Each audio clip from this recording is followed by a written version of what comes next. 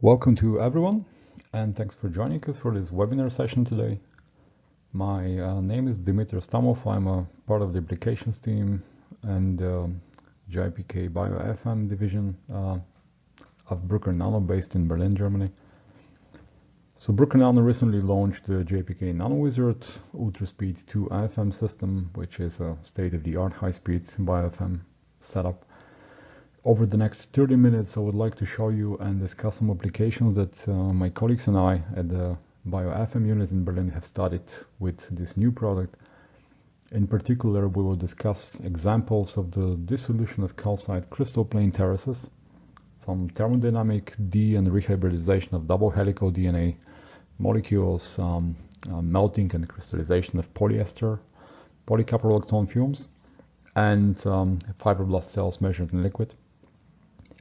At the end of the webinar, we will have a Q&A session, of course. If you have any questions in the meantime, please use the software platform to place them accordingly.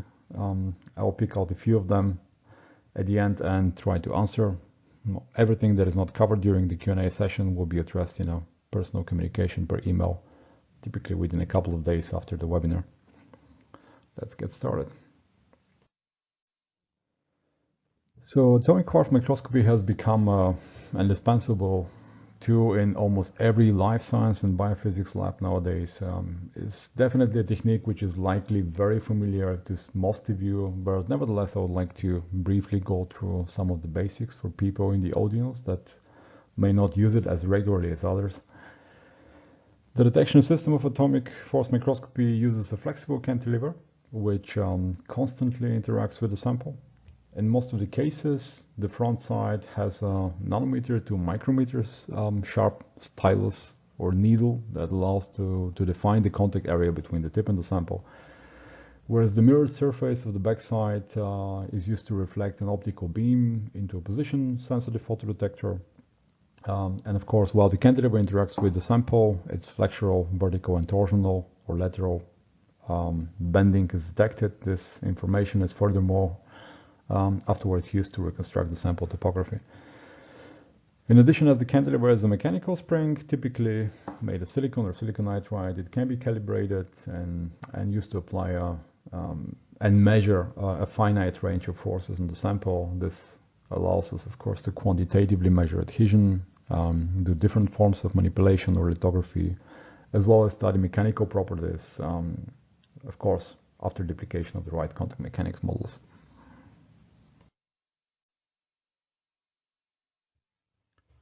A few words on the conventional AFM models that are being most commonly used with biosamples nowadays. There are various classification schemes for the different modes, either based on the way the cantilever is driven, the types of forces acting between the tip and the sample, etc. So here I've given 3 examples that differ in cantilever motion. And in the first case, with dynamic AFM, also referred to as intermittent contact mode, or as some people might know it, tapping. The cantilever is oscillated with a certain amplitude over the sample. This is typically accomplished with a sinusoidal excitation of the cantilever base at external derived frequency where a certain amplitude is being applied. Then as a result, the cantilever would oscillate in the steady state around its equilibrium. The cantilever amplitude, its resonance frequency, and the phase shift of the oscillation link the dynamics of the vibrating cantilever to the tip surface interactions. Each of them changes with respect to the gradient of the attractive or repulsive forces acting during the oscillation cycles, and can be used as a feedback parameter to measure the sample surface while the tip is in vicinity to the sample. In an oversimplified form, the forces are attributed to either dissipative interactions leading to change in the amplitude, respectively the quality factor, such as plastic deformation or viscosity, or conservative forces associated with a shift in the resonance frequency, an example, van der Waals, polarization, electrostatic interactions, London dispersion or Pauli repulsion. Let's say amplitude modulation AFM is the most commonly used imaging mode in life science applications here, in which the cantilever is driven with a constant amplitude close to its resonance frequency. And the main advantage here is clearly the low lateral forces applied to the delicate samples. The second case, in contact mode, the tip is in permanent contact with the sample, while the vertical deflection of the cantilever is kept constant by the feedback loop. For relatively stiff samples, the Z position of the cantilever is well defined, only affected by the force noise. It does have an excellent resolution. Unfortunately, due to the relatively large shear forces with biosamples, the method is typically applicable only to tightly packed, relatively flat macromolecular structures such as two-dimensional protein crystals and membrane patches. So these first two modes, in particular static images, have well-known drawbacks for biological samples, as we saw, which are typically high and loosely attached. These drawbacks originate, let's say, from the relatively high lateral forces, as I said. In the last case, this is the third scenario on the right, this is eliminated by the use of a force curve-based mapping of the sample, where the preset force applied to the sample is actually accurately controlled. Recording the detailed vertical movement of the cantilever at every pixel with linear velocity also opens a range of possibilities for force curve analysis and extracting detailed topographical and mechanical information from your sample. The imaging speed of conventional force mapping, of course, is typically limited by the bandwidth of the Z scanner and the hydrodynamic drag exerted on the cantilever. So, however, recent developments, including the use of short or small cantilevers and the application of high resonance frequency scanners, have enabled the simultaneous acquisition of topographic and quantitative mechanical data at much higher speed. In any case, measurements shown in the webinar would be exclusively done with the application of amplitude modulation based AFM.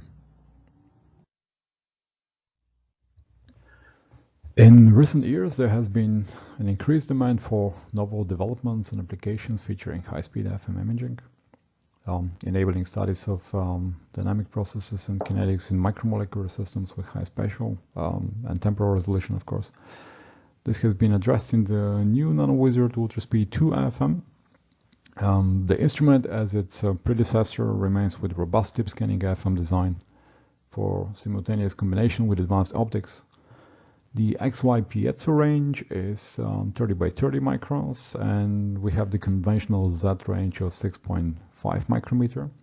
One of the new features is that there is an implementation of a new nested scanner technology which allows you to do a dual Z piezo actuation and actually use up to 8 micrometers of Z range for fast imaging. We'll talk a little bit more about this in the second part of the webinar. Furthermore, the system comes with the lowest noise and highest stability available to provide true atomic resolution. Direct force control at ultra-low forces prevents damage to your samples and probes. With the state-of-the-art positional sensor technology, it also delivers highest accuracy and maximum precision, and allows to do high-speed imaging as an option with near 10 frames per second at 600 lines per second, which is, almost borderline video rate imaging. The instrument comes with a second generation vortex controller for high-speed signal processing, and it has a completely revamped, user-friendly, customer-oriented, workflow-based V7 software. So furthermore, there is a new one-click optical calibration. Effectively, it makes it completely automated. And very importantly, for all the peak force tapping aficionados, this is an option that can now be applied with this instrument as well.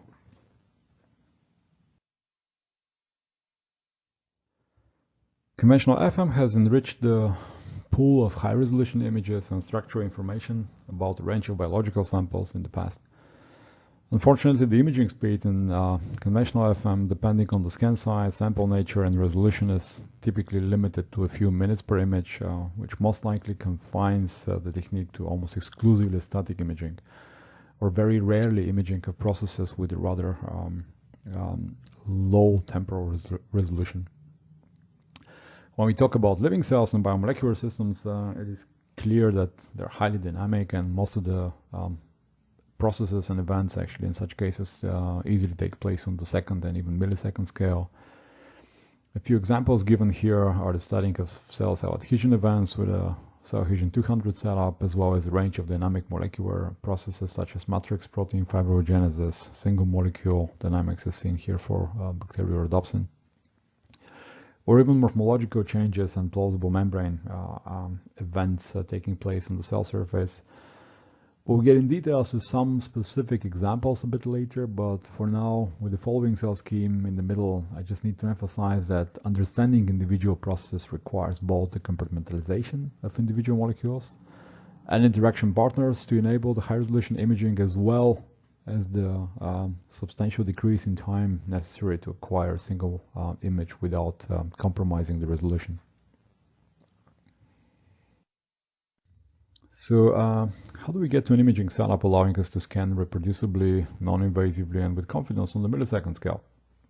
The application of conventional AFM imaging for imaging of soft samples, particularly liquid, as I mentioned before, is fundamentally limited to the use of very low imaging rates due to the rather slow feedback of the available setups.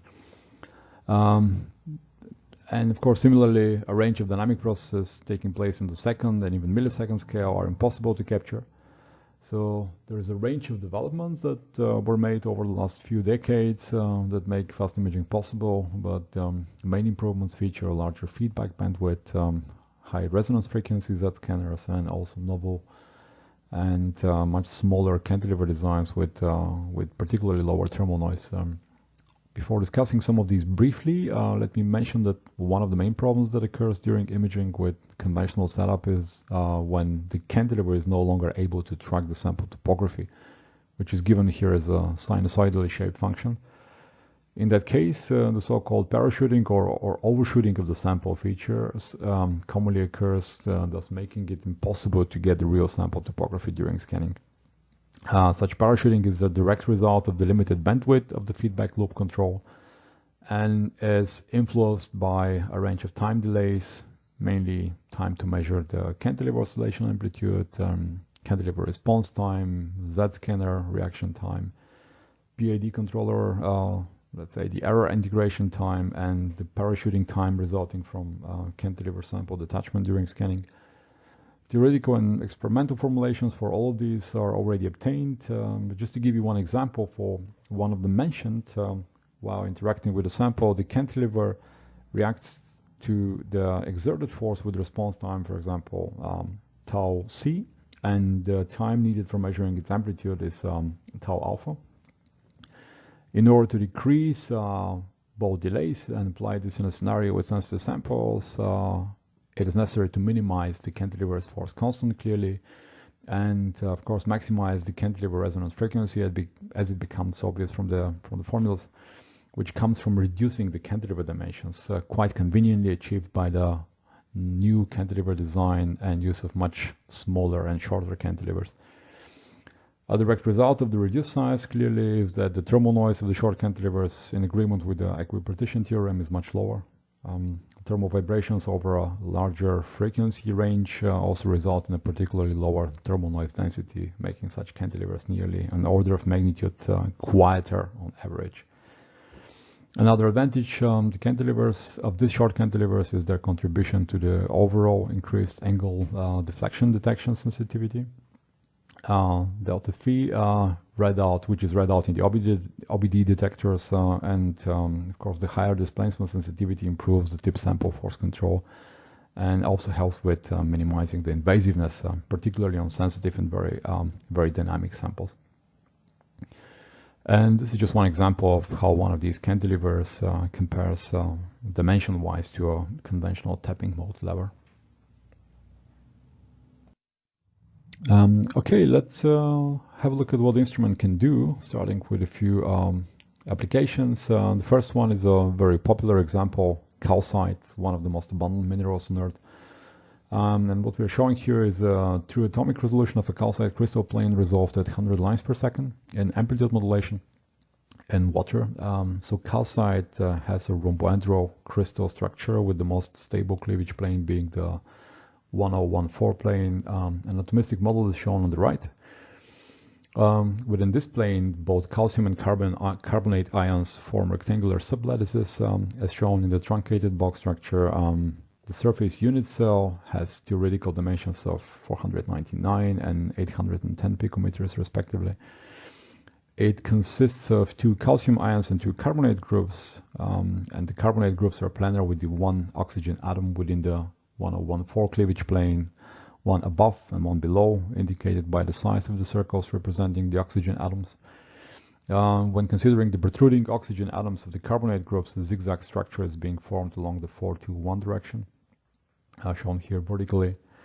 And the 2 carbonate groups within the unit cell are inequivalent, as the in-plane oxygen atoms point in opposite directions.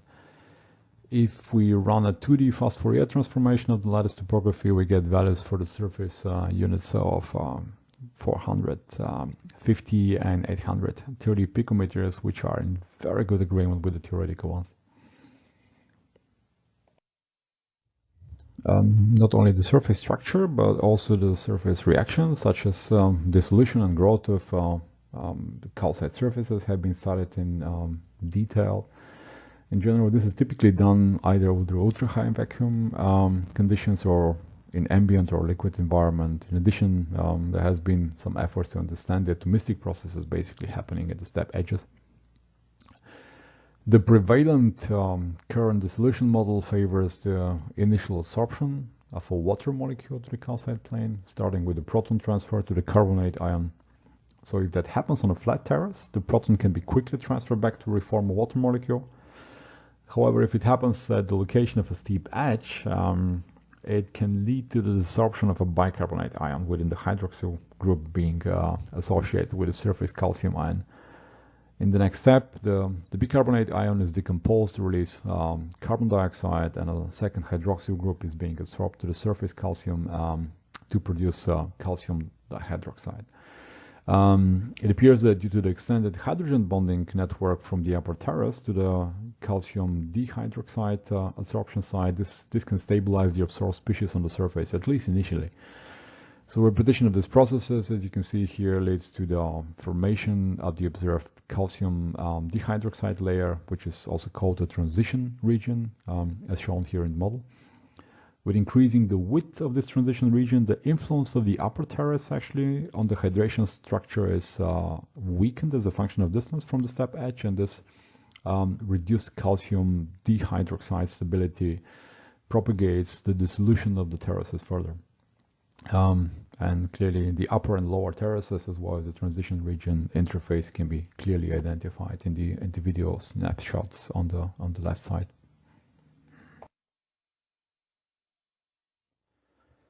Let's carry on with something that has become a bit of a benchmark for enhanced force control imaging of biological molecules, namely the resolving of the double helical structure of DNA. In its classical B form, DNA has an inherent structure based on 4 nitrogenous organic bases, which are deposited along a sugar phosphate backbone of the molecule and thus comprise 2 alpha helical strands held together by hydrogen bonds. So following a certain complementarity code, the hydrophobic organic bases in the strands not only bind to one another, but actually twist the double helix in such a way that their contact with water is minimized, thus defining this spiral staircase-like molecular structure of DNA that is typically associated with it. The classical structure of a Watson-Crick form of DNA, the right-handed double helix with a 3.4 nanometer repeat, is actually comprised of a major and a minor groove, being 2.2 and 1.2 nanometers respectively, and with the right application of ultra-sharp tips can actually be studied with AFM as well. So here we are showing an example of a plasmid DNA. This is a PUC19, which is deposited on a poly-L-ornithine polycationic substrate in liquid and is resolved in amplitude modulation AFM. What I would really like to stress out is the importance of the substrate here, which is shown on the right as this multiple laterally stacked polymer chains, which exhibits actually a sub-nanometer roughness and thus allowing the DNA strands to adopt a much more relaxed conformation onto the surface. So in comparison to other immobilization strategies such as the valent cations, for example, nickel-containing buffers, I would say they are really not recommended because the main drawbacks are clearly first of all, the flat non-corrugated substrate, as well as the very high surface contamination rate by the aggregation of salts and species on the surface. Okay, if we look a little bit more closely at some of these deposited DNA rings, for the record, we are looking at 2.7 kilobase pair large PUC19 plasmids. You would notice that some of them exhibit partial dehybridization regions along their length. Although it may appear that these phenomena may be tip-induced, this is not the case, as I'll show you in the next few slides. Furthermore, I mean, to make sure, this is corroborated by the fact that the active set point actually of these measurements is very close to the cantilever free amplitude, as very low damping is actually required to preserve the 1 to 2 nanometer sharp tips used for imaging. Okay, why does this actually happen? Let's have a look at this in more details. So DNA molecules both in vivo and in vitro can vary in length and form, typically being either knotted, looped, linear, ringed, which can give rise to some topological differences. This in turn results in variations of the classical 10.4 base pairs per 3.4 nanometer turn and is referred to as supercoiling. This is driven by torsional stress around the strand axis. Let's say this is effectively the situation in which neighboring carbon atoms from the sugar backbone have really high number of hydrogens that spatially overlap or eclipse each other. Supercoiling is characterized by a rather conservative linking number, LK, that according to the Kalu-Gariano-White-Fuller theorem is the sum of the number of helical twists and the number of double helical crossovers or rights. In the classical case of relaxed circular DNA molecules, the linking number, let's say given here as LK0, is identical to the number of twists. This is the number, effectively the number of base pairs divided by the number of base pairs per term. A DNA molecule which has a linking number different than the classical LK is considered supercoiled. So the quantity measure of that supercoiling is called linking difference, or tau, and can be either negative or positive. For the PUC19 DNA plasmid with 2,686 base pairs at 10.4 base pairs per turn, this gives a theoretical LK of 258, considering, of course, that the plasmid is relaxed, which is effectively never the case. In nature, this linking number has to be further corrected by an additional superhelical density component, sigma, resulting in a corrected LK, which for the case of sigma equal to 6 is 242, and this is giving us a linking difference of 16. This effectively means that for PUC19 DNA circles, we can look at two ground states carrying either mostly torsional or predominantly bending energy, which are basically highlighted on the left and the right side.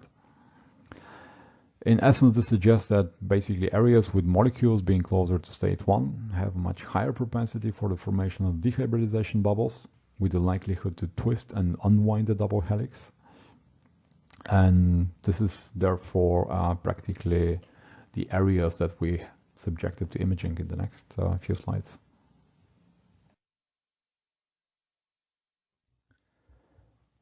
Okay, so to get a deeper insight into the kinetics of this process, we took a region of fully hybridized DNA strands and subjected it to high-speed imaging at 600 lines per second and an acquisition rate close to 9 frames per second.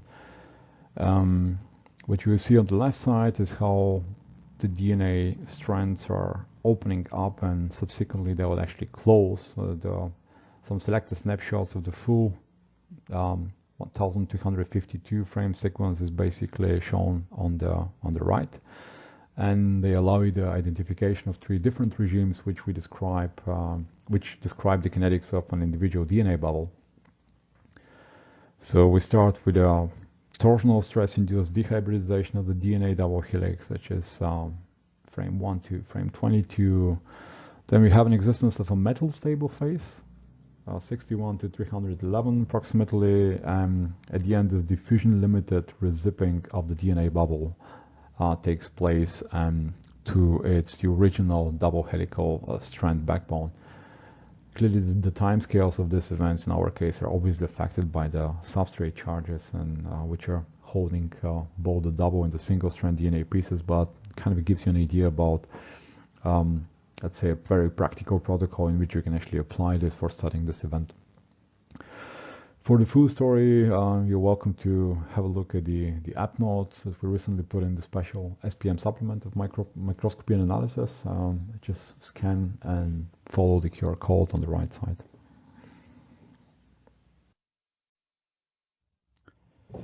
Okay, so so far we actually looked at examples which with events that are typically taking place at a single molecule level, which is of course convenient. But if we take a very practical scenario with living cells, we are immediately confronted by different problems like the dimensional challenges that these objects are posing for imaging in Z direction. And we have two examples here with imaging of plausible exocytotic vesicle budding or membrane events in KPG7 fibroblasts on the left side, and cytoskeleton reorganization changes inducing membrane ruffling in Chinese hamster ovary cells on the right. So the typical limitation of high resonance frequency, high voltage fast scanners is that they're fundamentally limited in their Z range, which in turn for highly corrugated samples such as living cells can substantially limit your XY scan range. Okay, so in order to overcome such a limitation, the JPK NanoWizard ULTRA Speed 2 features a new nested scanner technology, which actually uses simultaneous control of two Z piezo's at the same time. In the AFM, the image acquisition sampling rate is limited by the frequency response of the components of the feedback loop, as we previously mentioned, in particular the most bandwidth limited element. The natural resonancy of the largest mechanical component, this is typically the head Z piezo, acts as a major limiting factor on the bandwidth of the feedback signal in traditional SPM controllers. The two-stage actuation is strategically chosen in this case to increase the scan rate without actually reducing the height of the sample, which in normal scenario you would typically overcome by just choosing a smaller XY scan size. And the dual actuator concept means that the small high resonance frequency scanner is used for high-speed feedback control, whereas the larger head scanner is responsible only for the larger Z motion control and tracking of the sample. Effectively, the nested scanner allows you to use both the almost entire range of motion of both scanners as well as the full response speed of the high resonance frequency fast scanner. This is one example with the application of the nested scanner over a fixed fibroblast sample measured in liquid. The overall height channel sums the signals from both actuators and allows the tracking of features beyond the finite, actually, Z range of the high resonance frequency scanner. The same measurement was successfully also carried out with living cells, and further tests at the moment are currently actually showing that we can apply this setup with XY cantilever velocities of beyond 4 millimeters per second.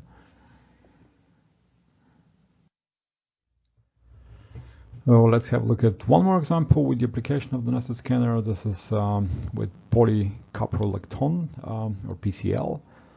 So PCl is a linear polymer with a glass transition temperature of -60 degrees centigrade and melting temperature of +60 degrees centigrade. It is produced via a ring opening polymerization process of monomeric cyclic caprolactone. And in this case, we've prepared a sample by just drop casting it on silicon. So due to the semi-crystalline nature of the polymer, it exhibits regions of high crystallinity. This is roughly 70% on average within the residual amorphous matrix. The example here in the left and the right panel is actually showing the consecutive melting and crystallization growth by temperature ramping from 32 to 62 degrees with a continuous scanning. And the crystalline growth from the molten state clearly here occurs in the direction of the temperature gradient. If you have a close look at the topography changes on the surface of the polymer film, you will actually notice that in fact the Z scale doesn't really exceed 16 nanometers. However, due to the transition from semi-crystalline to amorphous states while heating up the sample, the polymer film actually swells over 2.5 micrometers, which can be seen in the course of that feedback topography motion during the experiment on the right, plotted here. So essentially the nested scanner feedback technology not only allows the high-speed tracking of the film during the complete temperature cycle, but essentially makes possible the carrying out of the entire experiment without interruption of the scanning or any motor correction.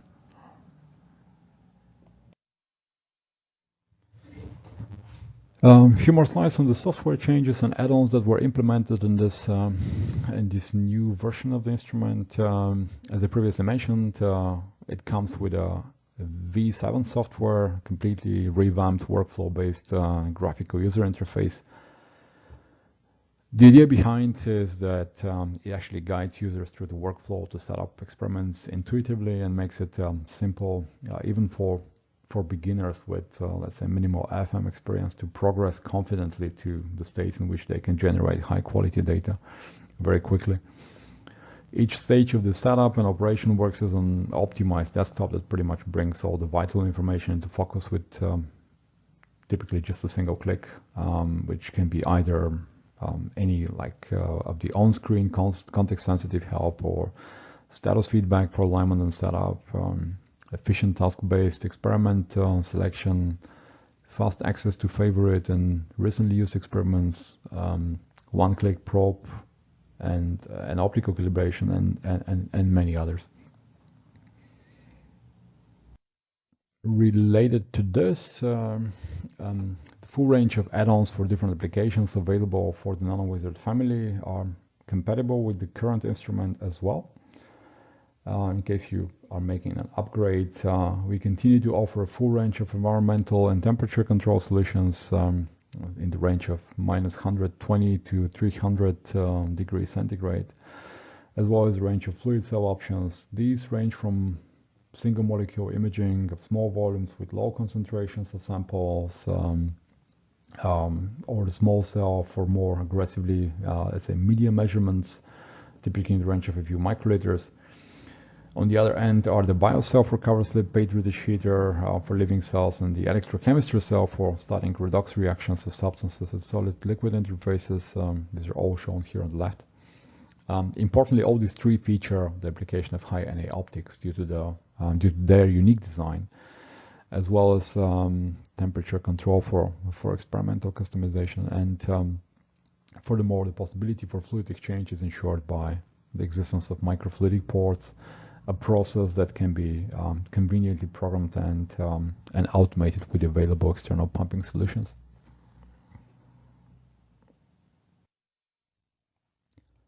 Last but not least, peak for stopping is now available as an option for the system. So we've given three examples here. The first one is with DNA, R80 rectangular origamis, living Vero cells. The second one and the third one is with collision type 1 nanomatrices.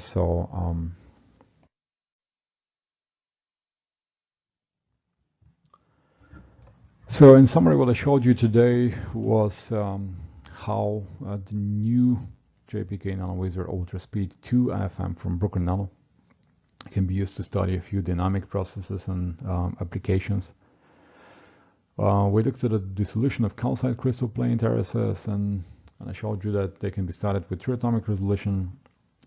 Afterwards, we had a look at how you can apply high-speed AFM imaging at 600 lines per second to study the thermodynamic de- and rehybridization of double helical DNA.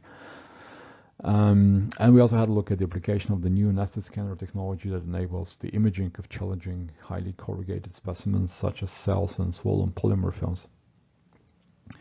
These are merely a few examples of what you can do with the new instrument, just to give you a taste of the numerous possibilities to perform sample analysis of dynamic, biochemical, and physical scenarios that can be studied with the new easy-to-use setup. If you have any ideas about the project, experiment, or measurement in which you would like to apply the latest instrument, do not hesitate to contact or get in touch with us.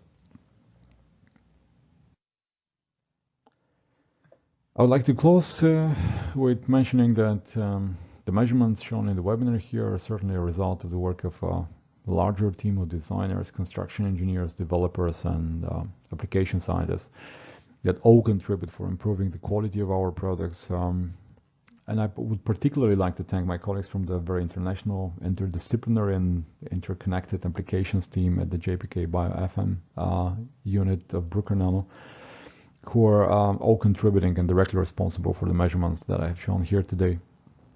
And this is a picture of our last global apps training.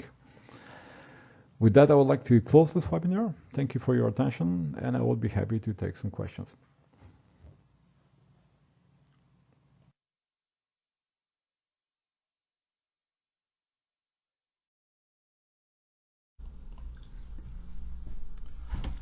Okay, so let's have a look at some questions which are just coming in. So the first one is regarding the DNA bubbles. How large or long can the DNA bubble be? Okay, so this really depends on a number of factors. At one side, of course, this is defined by the linking difference or the degree of supercoiling. So in addition, of course, both the D and rehybridization events are thermodynamic events. So effectively, this means that the free energy surface modeling of the opening and for the closing of the bubble are already very well documented. Typically, the maximum distance between the base pairs, let's say onset for dehybridization propagation, is correlated to the minimum twist angle between the successive base pairs. There is an energy barrier around 1.35 nanometers, which is 20 to 22 kBt, and afterwards the propagation is of the metastable bubbles is actually much easier. So in our scenario on polycationic substrates, we rarely see bubbles larger than 30 or 40 nanometers.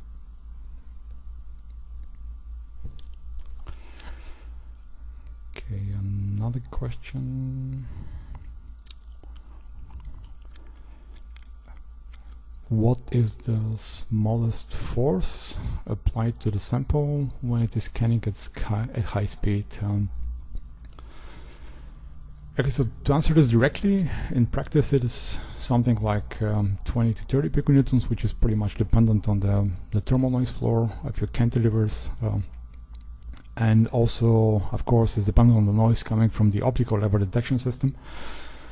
For a scenario, this is of course for a scenario with a cantilever, which is commonly used in our studies, such as ultra short cantilever that has a force constant of 0.3 newtons per meter. Q factor in liquid is typically reduced to something like 2.5, and we work at damping of approximately 5 to 10%.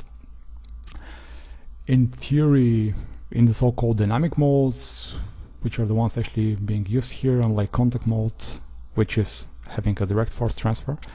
So in dynamic modes, there is no universal empirical solution to solving both this conservative and dissipative interactions between the tip and the sample, and we make some assumptions, like negligible tip sample power dissipation. We could end up with some calculations for the time average tip sample forces. In this case, however, this is well below this 20 or 30 piconewtons, which of course is something that you can hardly apply in such a setup.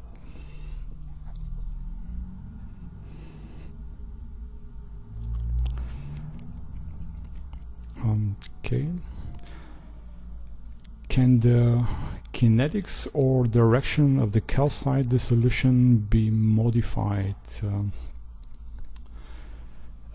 Yes, actually it can. If you modify the concentration of any of the products in the reactions, given a finite dissociation constant, you can either accelerate by simply taking away the products of the reactions, or even completely reverse the process by simply adding reagent like sodium bicarbonate. And actually we've done this already. Furthermore, of course, changing the temperature and the pH can also modify the kinetics and the direction of this process.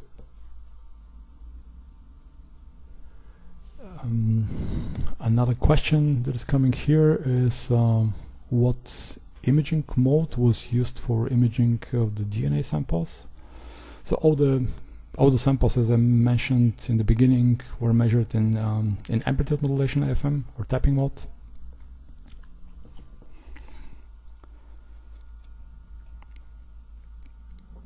Okay, can you discuss the advantages or disadvantages of other immobilization strategies such as PLO, PLL, PEI, and salinization for DNA and DNA-based nanostructures? Okay, so as I mentioned in the beginning, in general, I would stay away from nickel-containing buffers as imaging solutions. Some scientists use it as a transient immobilization step, but effectively, due to its contamination problems in the long run, it would not be my first choice. PLO versus PLL, this is polyl-ornithine versus polyl-lysine. I would mostly use polyl-ornithine for attachment of single molecules, whereas polyl-lysine goes for larger macromolecular complexes or even bacteria and cells. The main difference is PLO has one methyl radical less in its formula, so in general per average molecular unit it does actually carry slightly higher net charge. Apart from that, the commercial formulations of PLO actually are slightly lower in terms of molecular weight, typically 30-70 kilodaltons compared to 70 or 150 for PLL. And okay, I haven't really worked with PEI, so I will not comment on it. Amino and fluorosilanes have and are still being used regularly, of course, with some users. They can form very stable covalent monolayers via vapor phase deposition, but this is almost never used. So the liquid deposition is typically faster, but it is rather messy. And if the solution is not homogeneous, it will create a lot of heterogeneities and artifacts actually on the surface.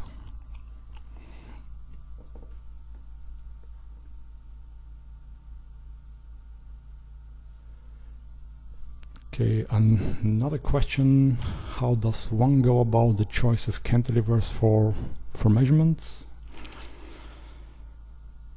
Yeah, this actually could be a rather extended answer, but okay, obviously one of the first things you need to think about is matching the stiffness of your cantilever to the one of your sample as close as possible, provided that we talk about biosamples, which are generally very soft and liquid. Furthermore, as we saw before from the theoretical formulations, you will profit from high resonance frequency cantilevers, as mentioned, when it comes to speed. Also, dimension-wise, the smaller the cantilevers, the better. Typically, you can find a lot of cantilevers that are already pre-selected and recommended for high-speed imaging on our cantilever website. If you're uncertain whether the cantilever design or dimensions are supported, just check with our local Bruker rep or get in touch with us. In addition, two more factors are of particular importance, I would say. Cantilever tip chemistry is important for the imaging. Ideally, I would suggest to stay with EBD or electron beam deposited superhydrophobic tips for high-speed imaging. And last but not least, it's the indenter shape and geometry. For large samples with high corrugations, it is a good idea to use high aspect ratio tips in order to avoid convolution artifacts.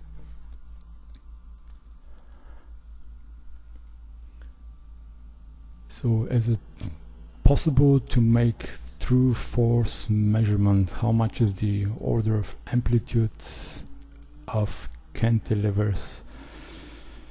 I would say calculating direct forces due to this problem that I already mentioned before, the the difficulty to quantitatively describe conservative and dissipative interactions is in ambient modulation not really easy. You could get some idea about the maximum forces or the deep average forces, but in general, if you would like to directly measure the forces being applied, you have to go to a contact models based technique. One more question here is, are these images of atomic calcite terraces in water imaged by Bruker or JPK AFM? Okay, so the entire JPK instrument right now is a part of Bruker, and effectively this was recorded with an instrument from the NanoWizard family, which belongs to Bruker Nano. So yes, this was done with the NanoWizard ULTRA Speed 2, which is the highlight of this webinar. I do have a question related for the heating of the cells. Basically, and the question is if we are heating the cantilever to the same temperature. Nope, actually we use a Peltier element in the Petri dish heater, which is effectively just heating the Petri dish. And we have a sensor for monitoring the temperature there.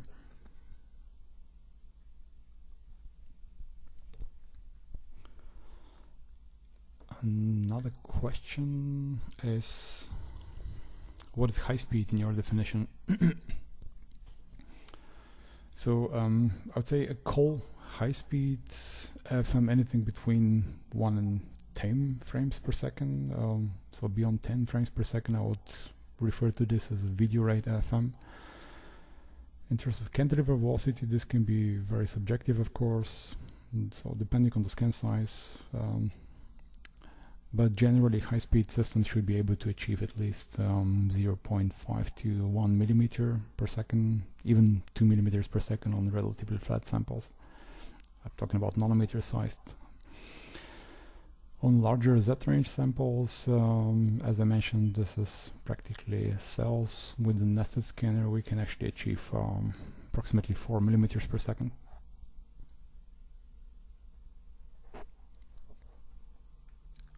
Okay, another question.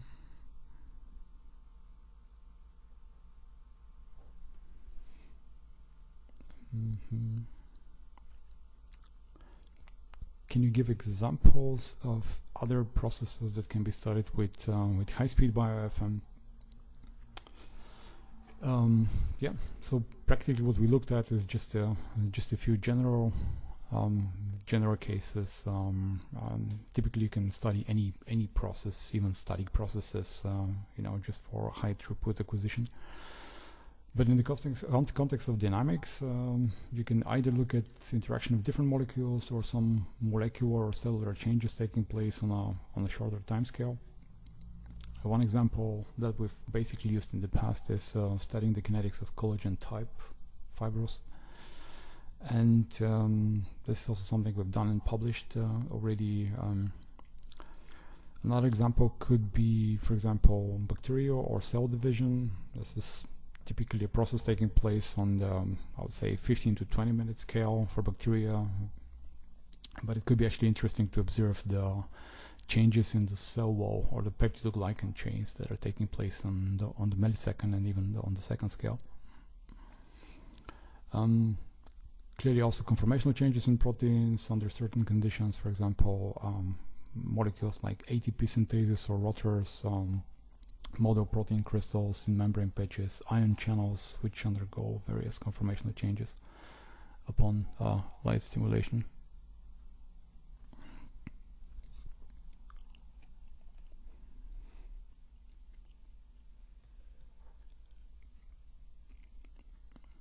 Okay. So, okay, we have another question. Are there any Are typical chemical functionalization approaches of AFM tips applicable to high-speed AFM tips, touching single ligands, for example? To my knowledge, this hasn't really been tested so far. It might be a little bit more relevant in the context of high-speed mapping. Effectively, however, I see no particular reason why it will not be possible to functionalize high-speed smaller cantilevers. For example, one cantilever from Bruker, FastCanD SS, which stands for super sharp, actually has a silicon chemistry which would enable a very successful functionalization of the tip surface. It could be actually applied also in high-speed mapping.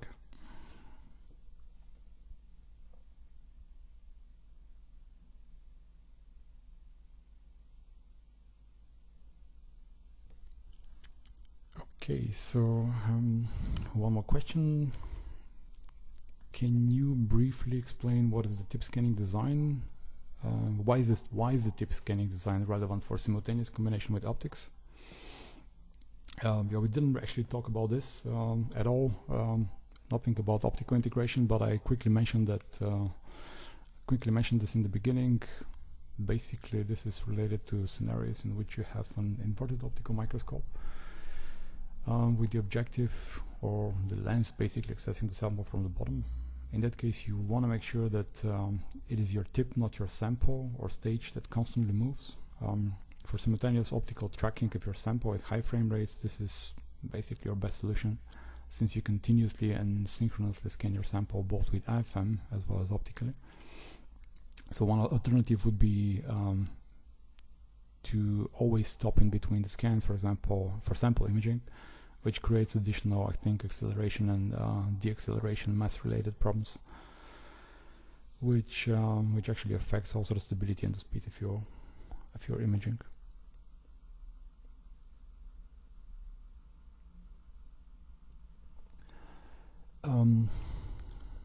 There's a question whether this new functionalizations would actually be implemented for previous JPK instruments. I actually cannot answer this question, so this is something that would have to be, I think my information is that for the moment everything is available for the latest release and for any upcoming new developments.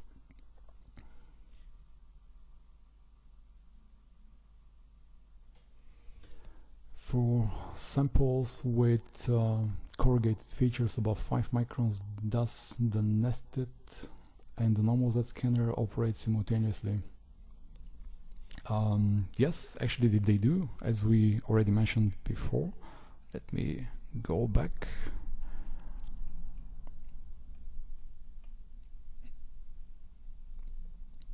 So basically the idea here would be that, as I already mentioned, you are scanning with a high resonance frequency, smaller scanner. This is used for the fast feedback correction, and this large scanner basically is just used for tracking the larger Z corrugations and effectively keeps in check, for example, the position within the middle, basically within the Z piezo, so that's the smaller Z piezo.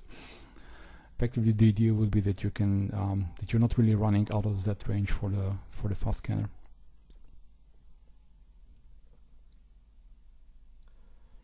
Okay, I think that's probably enough for now. So any other questions that have not been answered so far will be addressed per email. Once again, thank you for taking part in the webinar, and please stay tuned for any future webinars coming from Bruker Nano. And thank you.